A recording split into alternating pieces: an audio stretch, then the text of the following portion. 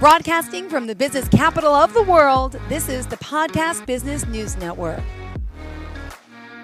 We are back with Dr. Rameet Singh. Excited to have her here. And today's show, we're going to be talking a little bit about meaninglessness to manifestation and really that rise to a joyous purpose for feminine. And, oftentimes we are left with feelings of, well, what's the point? And, why am I here? So, why, we are seeking joy and purpose. Well, you know what? We should be, but sometimes you can't find it. So, Dr. Rameet Singh here once again is joining us to talk to us more about this whole experience that many women and even men, all included, may be experiencing. So, welcome to the show today. How are you?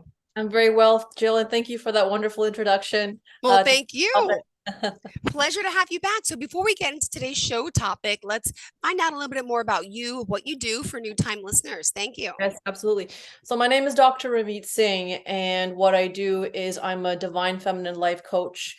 I've studied in counseling psychology, but really the essence of what I do is I like to integrate both mental health, spirituality, and the divine feminine energy, because that's really been lacking in the field of mental health. And how I do this is through many avenues, whether it's going into deep healing processes with each individual client. And also, I build a curriculum. It's a 4-month curriculum that took me about 4 years to build, where is really looking at the different levels of feminine disempowerment and how to awaken feminine empowerment and really find your freedom and joy. So, the work I do is leading women through these powerful processes of mind, body, and spirit to find their joy, to find their freedom. Oh, beautiful. Well, thank you for sharing that. And how do we reach out to you if we want to contact you? Yes, my website is drrameetlovelife.com, which is DRRAMEET, lovelife, LOVLIFE.com. All right. Well, let's talk about why we end up getting into these meaningless types state in a sense, right? And what could be even causing this type of feelings and behavior in a sense. So Jill, over the past year or so, I've really been finding that a lot of people that I've been working with, even my friends that I've been coming across, are starting to share this feeling that they're having, which is a feeling of what's the point? What's my purpose? I don't find meaning in my life. And, to really be very serious with you, there's been a lot of suicidal thoughts as well in the feminine energy, a lot of suicidal thoughts in the people that I've been working with and coming across, which is around, I don't see a point to my life. And so when I started to see this coming up, and of course in my own personal life in my younger years, I had also gone through that as well. I really went into my deep meditation and I asked my inner feminine, my source, okay, what's happening here? Show me what's going on. And what I saw was that, like, right where the womb and the belly is, there's this heavy energy in the collective feminine, and it was sort of like weighing us down. And that heavy energy really was like the feminine feeling a complete loss of her own personal purpose and value. So when I went into it, I said, okay, show me, like, what is it that we can do to begin to shift out of that energy? What is it that I can share with my clients and also my friends and even my personal life? And I was shown in my own meditation 4 key processes to begin to help overcome that sense of purposelessness that makes us feel like we don't want to live. And I just want to share that when we have that sense of meaninglessness, we lack a spark in our life. We lack looking forward to life. And we also have these avoidance behaviors like sleeping in all day, not getting up in the morning, really avoiding life altogether.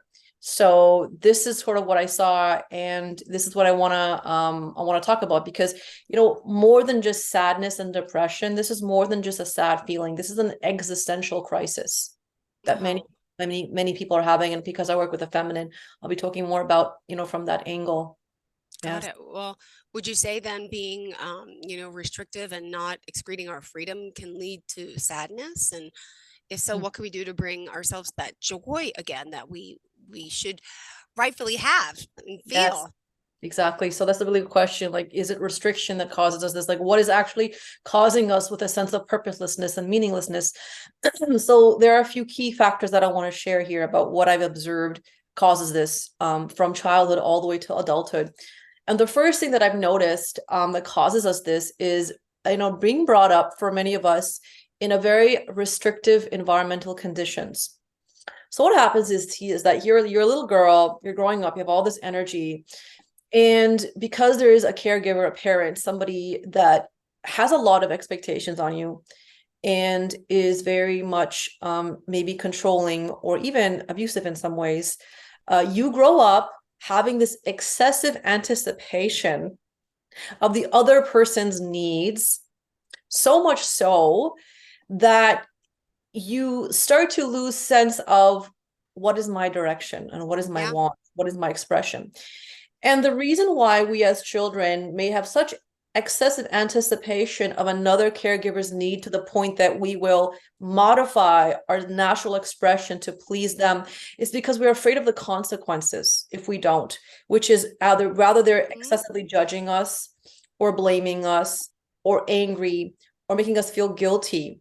So when this happens, Jill, what ends up happening is on a deeper level, there is a deficiency in the execution of personal will, Okay. creativity, choice, and agency. And when we grow up and we haven't had enough space to exercise our personal self, our individual self, then that leads to a loss of self, like to know thyself. We don't have that space to get in touch with how we need to be in the world. And the result, as I mentioned, is a loss of direction, personal purpose.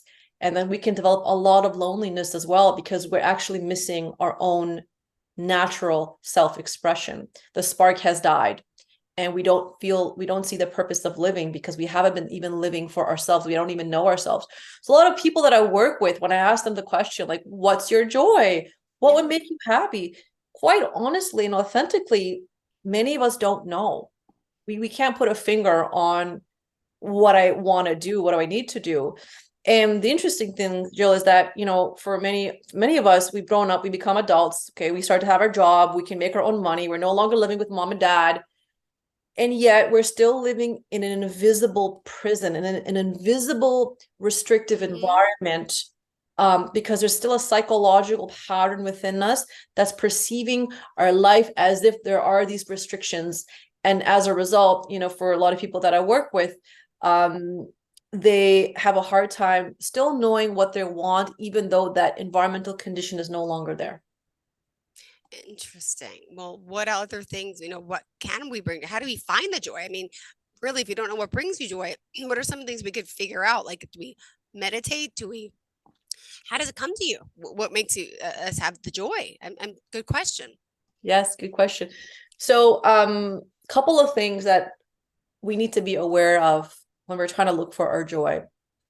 The first thing we need to be aware of is we need to look at what have I not been recognizing about my personal freedom, because personal freedom and joy come together. They go hand in hand.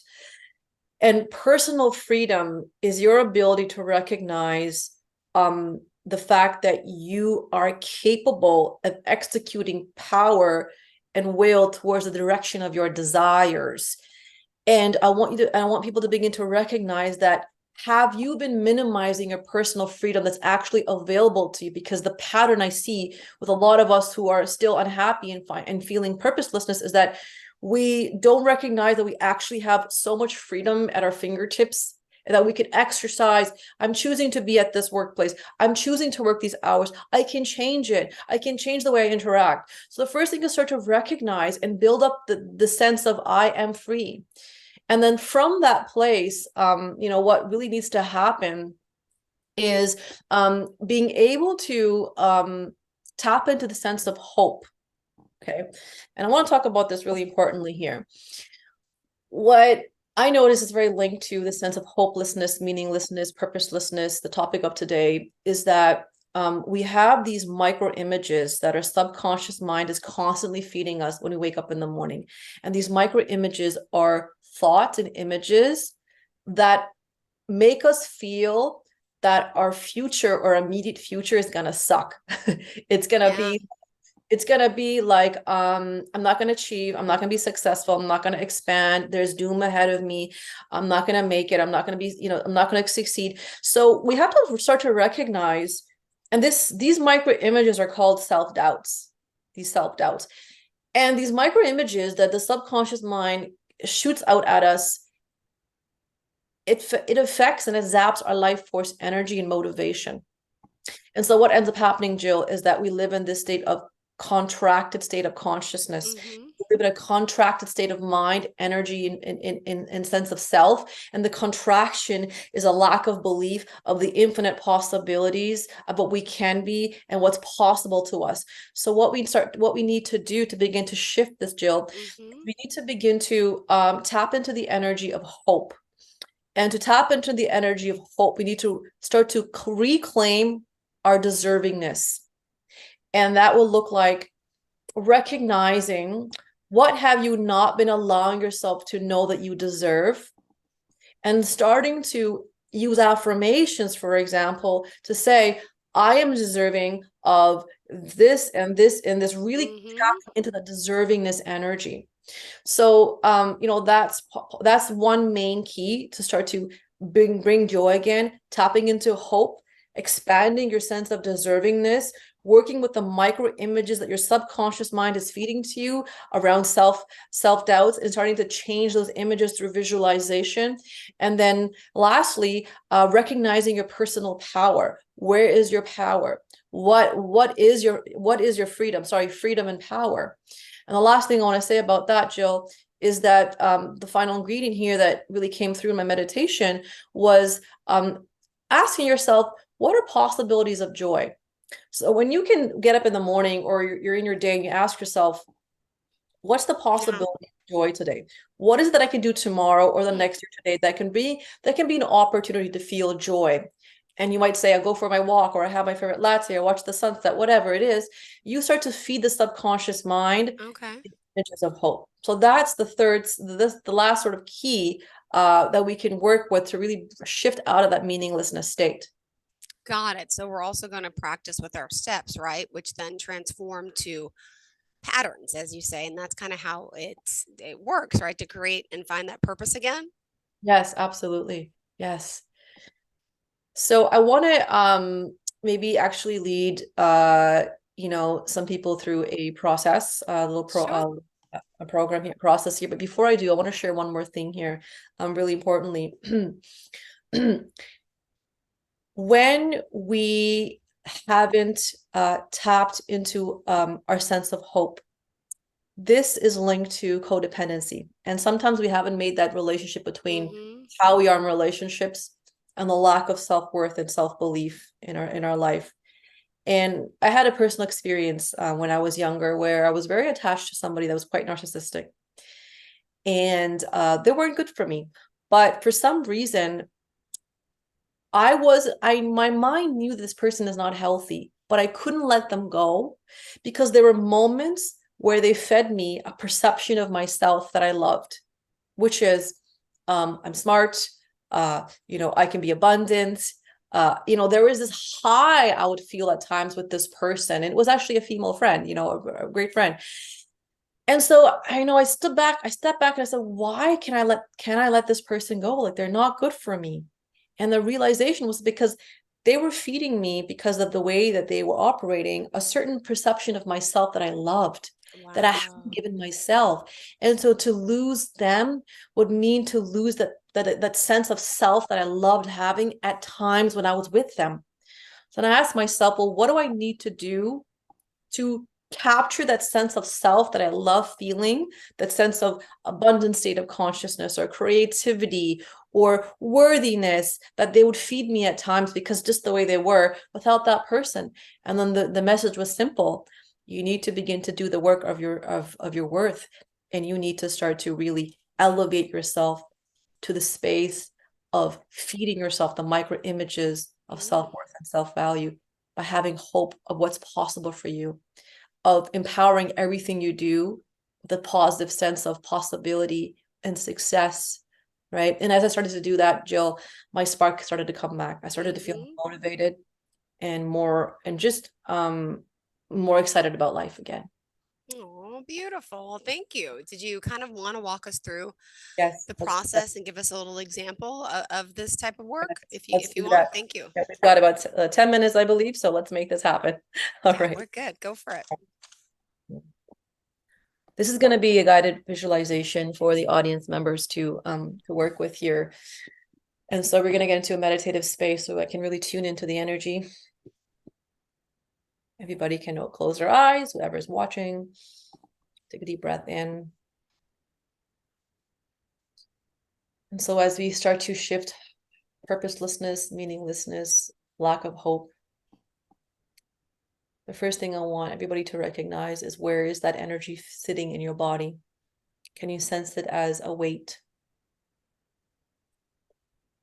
And when you sense that feeling, the depressive state, as an energy in your body, maybe sitting somewhere, I'm going to have everybody bring their consciousness and awareness up above the top of their head. Up above the top of your head, you're going to imagine that there is like a treasure, a box. And as you imagine looking at that box and opening that box is a link to the infinite supply from source, the infinite supply of love, abundance, possibility, energy. It is a high frequency. And as you begin to take your awareness to that box, the message here that your higher self has within this beautiful box is, in order to heal that heaviness, are you willing to, first of all, accept love? If you can start to allow yourself to accept love, acceptance of love, then that heaviness in the womb and belly, wherever it is, will start to receive love. And that will start to then inform this heavy energy that's in the body somewhere, that you are deserving of more, you're capable of more. And so the second process here, as you're connecting to that box, which is the supply of source, is, are you willing to receive more? Are you willing to receive?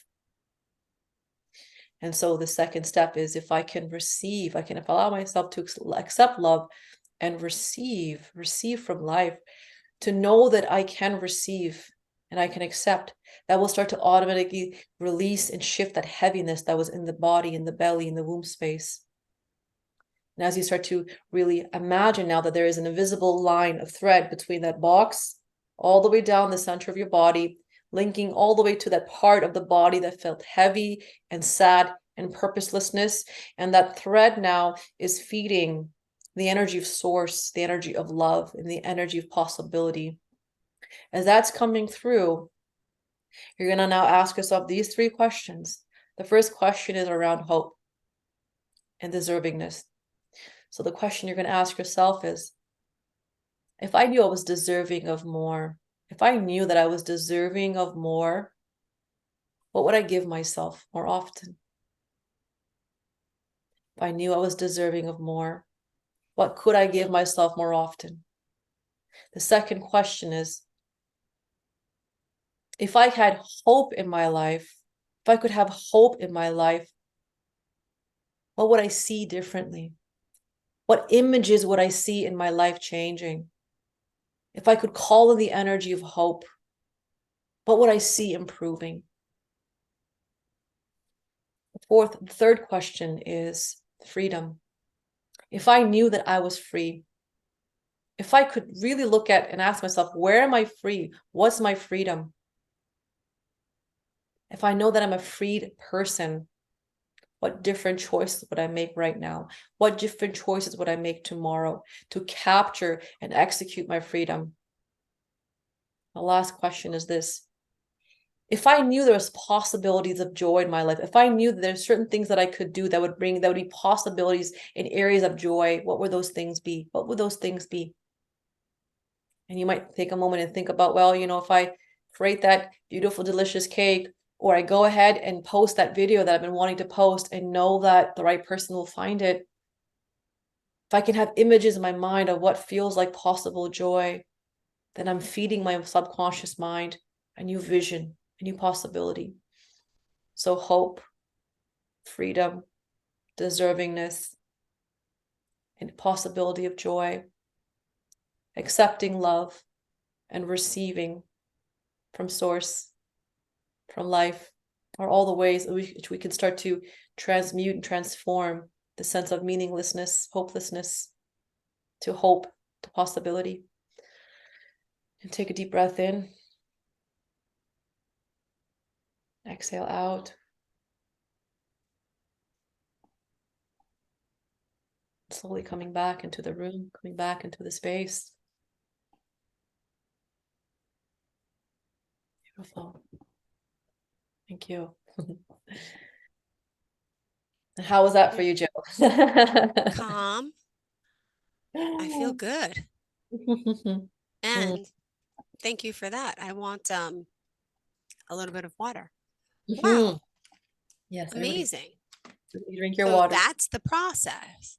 I feel good. I feel like I don't know, you feel like you can accomplish more when you sit down, focus, and Yes. interesting. Yes. And, Jill, when we sit down and we consciously work with the distorted thoughts and we consciously connect to infinite possibility, what ends up happening is that our energy field, our physiology, our mind starts to move into a Hmm. place of the expand itself. And that's the key to manifestations. Like all this, we talked about is like what does it have to do with manifestation? This is manifestation, the Yeah. ability to be able to have an expanded sense of self because of Hmm. hope, possibility, and the freedom starts to bring more life force energy into your body. Then manifestation can happen, because manifestation is also about how you are able to move towards what you want because you believe that it's possible. If you don't believe it's possible, you procrastinate, you don't see the possibilities. So manifestation happens when we're in an expanded state of self versus the contracted state of self. And the expansion state of self happens when we can start to feed our mind and our belief systems of possibility, of expansion, and of hope of what we can and what we can achieve. So these are the 4 keys that can help us with that.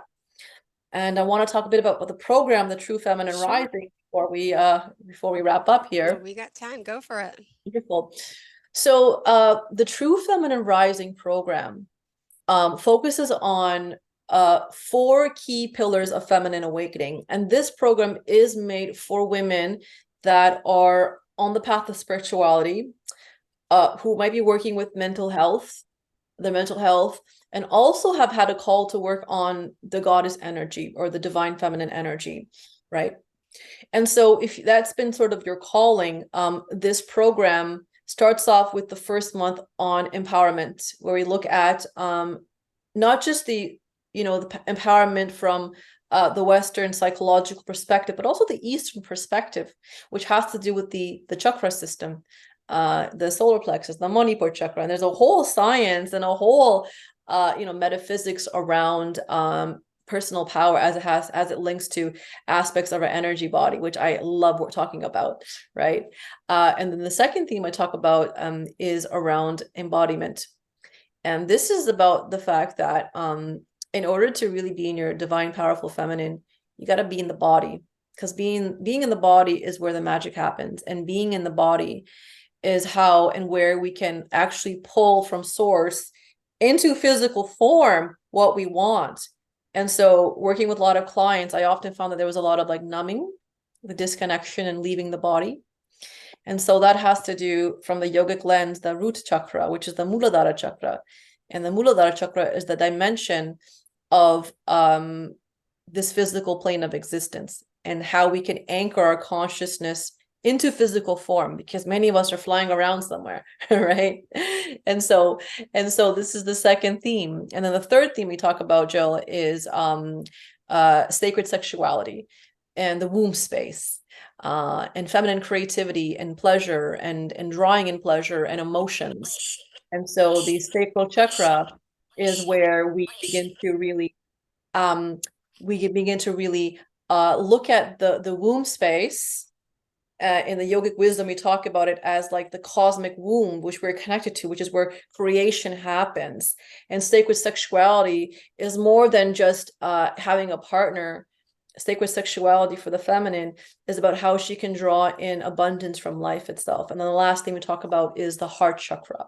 So releasing heart blockages and working on really what is self-love. So these are the 4 key themes that we work through in the program of the True Feminine Rising. Beautiful. And if someone does want to work with you, how do you start? What's the process? What's the accountability factor? Let's talk a little about how that works. Beautiful. So if you want to start, I actually have a masterclass that I've put together on feminine awakening power in the chakra system, and a free mini ebook that is part of the course curriculum. And the ebook is about feminine power and 8 affirmations we can use to access this freedom of feminine energy.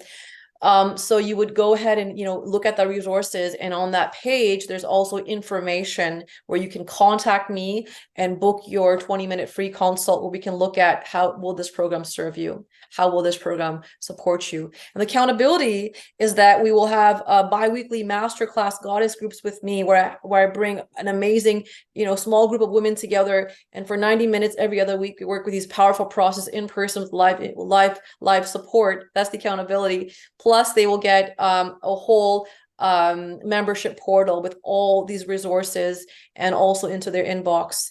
And so there would be meditations and guided affirmation practices, ebook readings, masterclass trainings, a whole amazing curriculum on all this information that I love talking about.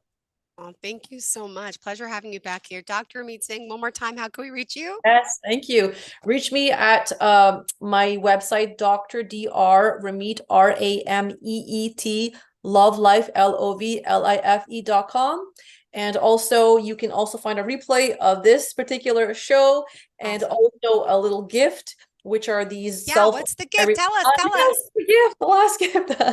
The last gift is gonna be a PDF on the 4 questions you got to ask yourself to move out of power, hopelessness and meaninglessness, and an invitation for a morning practice, a visualization that you can do to really shift out of these heavy states of being. Perfect. Thank you so much. Pleasure really having you here one more time. And thank you for joining us. And of course, bringing up the importance of all of us and, being feminine and being divine. And we can really focus and kind of, that's the word I'm looking for, manifest, right? Mm-hmm. We can really be anything, obtain anything, any dream, any goal. Nothing's too small, right? Nothing is impossible. Absolutely. That's what I'm looking for. Thank you so much, Dr. Rameet. You have a great day. And to all of our listeners, stay tuned. More of the show is on the way. Bye-bye. Are you looking for even more of the podcasts and hosts that you love? The Podcast Business News Network is proud to announce that you now have even more ways to listen live. Check out the MyTuner Radio, online radio box, and Simple Radio apps on iOS and Android, or find us online. Search for Business News Network on mytuner-radio.com, or search Podcast Business News Network on streama.com and onlineradiobox.com/US. Take your podcast on the go and don't miss a minute of the action.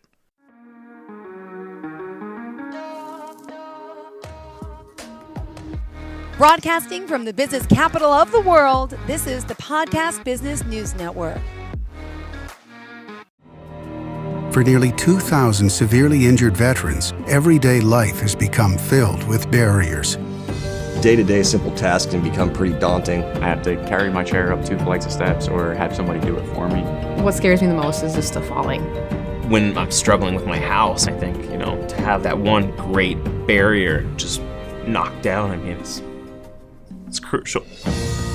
Home for Our Troops is a wonderful nonprofit that builds a mortgage-free, fully adaptive, handicap-accessible house. And there's no catch. It'll be our very first home that we've ever owned. This is a game changer. This is where your life begins again. We need you to join us in completing this important mission. Please visit hfotusa.org and help build homes and rebuild lives. Because of you, everything's going to be okay.